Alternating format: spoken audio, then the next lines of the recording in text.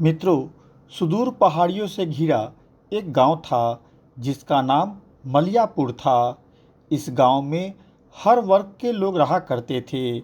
यहाँ के लोगों का मुख्य कार्य खेती और पशुपालन था।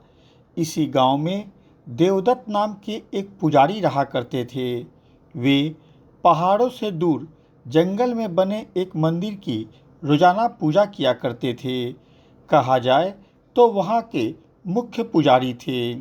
मंदिर के बारे में ऐसा कहा जाता था कि उसे किसने बनवाया किसी को पता नहीं था। वह कई सौ वर्ष पुराना मंदिर था। देवदत्त वहाँ नित्य सुबह शाम जाकर पूजा किया करते थे।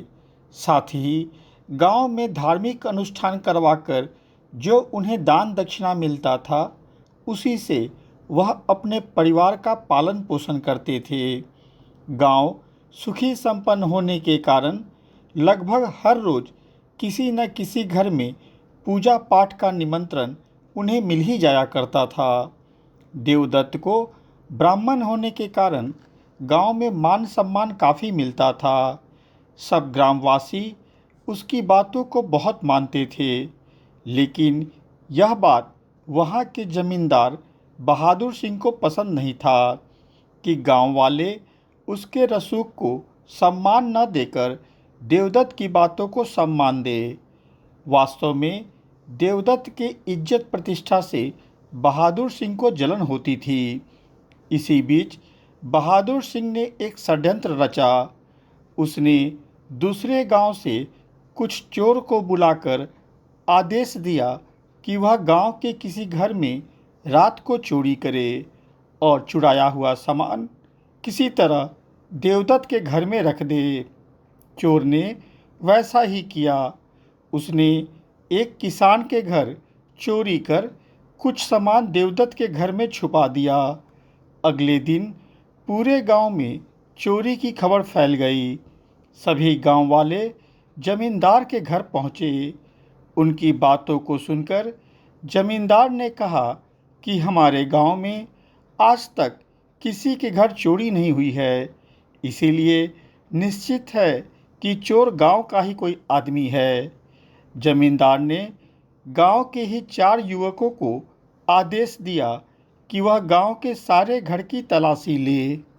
गांव वाले भी इस बात को लेकर राजी हो गए। तलाशी शुरू हुई। कुछ ही घंटों के बाद देवदत्त के घर से वह चोरी का सामान मिल गया। यह खबर पूरे गांव में आग की तरह फैल गई। खबर सुनते जमींदार साहब देवदत्त के घर पहुंचे और सारे गांव वालों के सामने देवदत्त को काफ़ी भला बुरा बोला। गांव वाले भी देवदत्त की बेइज्जती करने में पीछे नहीं थे। अंत में जमींदार ने फैसला दिया कि पुजारी के रूप में चोर इस गांव में नहीं रहेगा। इसीलिए देवदत्त को परिवार सहित गांव से निकाल दिया गया। इस घटना ने देवदत्त को अंदर से पूरी तरह तोड़ दिया। उसे समझ में ही नहीं आ रहा था कि उसके साथ ऐसा कैसे हो गया। उसे ईश्वर पे बहुत भरोसा था, इसलिए उसने पत्नी को समझाया कि चिंता नहीं करो, एक दिन ईश्वर न्याय करेंगे। देवदत्त पत्नी और बच्चों के साथ गांव के बाहर बने जंगल के उस मंदिर में रहने लगा। इतना होने पर भी उसकी आस्था नहीं हिली।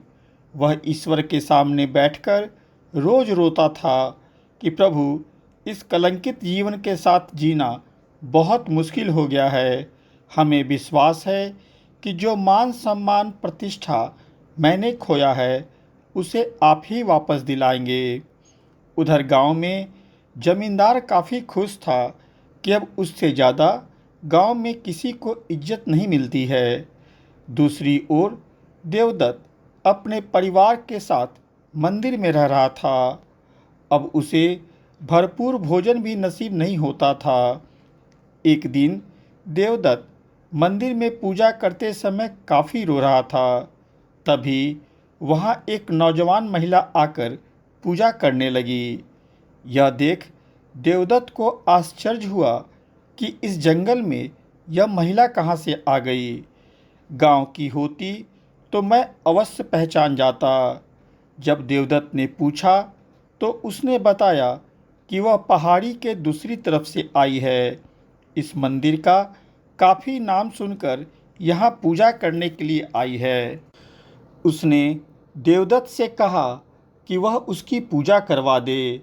देवदत्त जब पूजा करवा दिए तो वह दान के रूप में अपना सोने का चेन देवदत्त को दे दिया। इस पर देवदत्त को काफ़ी आश्चर्य हुआ कि कोई इतने छोटा पूजा के लिए दान में इतना बहुमूल्य चीज़ कैसे दे सकता है। इसी तरह महिला कुछ कुछ दिन पर आती और देवदत्त से पूजा करवाकर बहुमूल्य दान देकर जाती थी। यह देख देवदत्त ने निर्णय लिया कि इस महिला का पीछा किया जाए। आखिर ये कहाँ से आती है। महिला को इस बात का पता नहीं था कि देवदत्त उसका पीछा कर रहे हैं। वह महिला कुछ दूर गई और जंगल में घुसते एक नागिन के रूप में परिवर्तित हो गई। यह देख देवदत्त घबरा गए, परंतु कुछ बोला नहीं। वह चुपचाप वापस मंदिर में आ गए। 3 दिन बाद वह महिला पुनः मंदिर में पूजा करने आई। वह पूजा करवाकर जैसे ही कुछ दान देना चाहिए, देवदत्त उसे लेने से मना कर दिए और बोले कि मैं तुम्हारी वास्तविकता को जान गया हूँ, इसीलिए तुम यह बताओ कि आखिर तुम मेरी मदद क्यों कर रही हो। इस सच को स्वीकारते हुए महिला बोली कि सुनो देवदत्त, तुमने इस पुराने मंदिर की बहुत सेवा की है। तुम समस्या में रहते हुए भी अपने कर्तव्य को नहीं भूले हो। मैं इसी मंदिर के आसपास रहती हूँ और भोलेनाथ की सेवा करती हूँ। तुम्हारे कष्ट को देखकर ही तुम्हें न्याय दिलाने आई हूँ।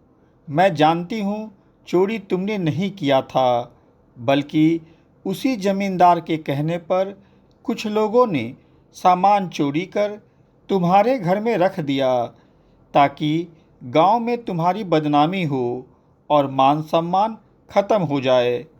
ये सारा कांड उस जमींदार का है। इतना कहकर वह इच्छाधारी नागिन ने एक जड़ी देवदत्त को दिया और बोला कि यही तुम्हें मान सम्मान प्रतिष्ठा दिलाएगा। उसने कहा कि मैं तुम्हें शक्ति देती हूँ कि जिस भी मनोकामना से तुम इस जड़ी को पानी में मिलाकर जिसे भी पिलाओगे वह पूरा होगा। इतना कहकर वह इच्छाधारी नागिन चली गई। कुछ दिन बाद गांव के कुछ लोग एक बच्चे को लेकर उस मंदिर में आए। आने का कारण जब देवदत्त ने पूछा तो गांव वालों ने कहा कि कुछ दिनों से यह बच्चा बहुत बीमार रहता है, इसे आप कुछ दे दे ताकि स्वस्थ हो जाए। देवदत्त ने वही जड़ी डालकर कुछ पानी बच्चे को पिलाया। पानी पीते कुछ ही देर में बच्चा स्वस्थ हो गया। इस घटना से देवदत्त का नाम पूरे गांव में होने लगा। अब गांव में जो भी बीमार होता वह देवदत्त के पास जाता और ठीक होकर वापस आ जाता था। फिर से देवदत्त को गांव वाले सम्मान देना शुरू कर दिए। इधर एक दिन जमींदार की पत्नी भी लाइलाज बीमारी से पीड़ित हो गई। जमींदार ने बहुत इलाज करवाया, परंतु उसे कोई लाभ नहीं मिला। वह बहुत चिंतित रहता था। इसी बीच गांव वालों ने सलाह दी कि एक बार वह देवदत्त से मिले, मरता क्या न करता। जमींदार भी एक दिन मंदिर पहुंच गया और देवदत्त से विनती किया कि वह उसकी पत्नी को चलकर देख ले। इस पर देवदत्त ने उदार भाव दिखाते हुए जमींदार के घर गया और उसे भी जड़ी वाली पानी पिलाई। पानी पीते कुछ ही घंटों में जमींदार की पत्नी के स्वास्थ्य में सुधार दिखने लगा। शाम होते होते जमींदार की पत्नी खड़ी होकर चलने भी लगी। यह देख जमींदार को काफ़ी शर्मिंदगी महसूस हुई कि जिसे मैंने षड्यंत्र में फंसाकर गांव से निकलवाया था, वही मनुष्य ने आज उसकी पत्नी को जीवन दान दिया है। वह तुरंत देवदत्त से माफ़ी मांगकर पुनः गांव वापसी के लिए विनती करने लगा। जमींदार ने गांव वालों के सामने चोरी की घटना को स्वीकार किया कि वह चोरी देवदत्त ने नहीं, बल्कि उसके कहने पर दूसरे गांव के कुछ लोग ने किया था। देवदत्त जमींदार और गांव वालों के विनती पर फिर से गांव में आकर खुशी खुशी रहने लगा। मित्रों, यह थी इच्छाधारी नागिन और एक पुजारी की मित्रता की कहानी। ये कहानी आपको अच्छी लगी हो तो मेरे चैनल को लाइक, सब्सक्राइब और शेयर अवश्य कर दे। धन्यवाद।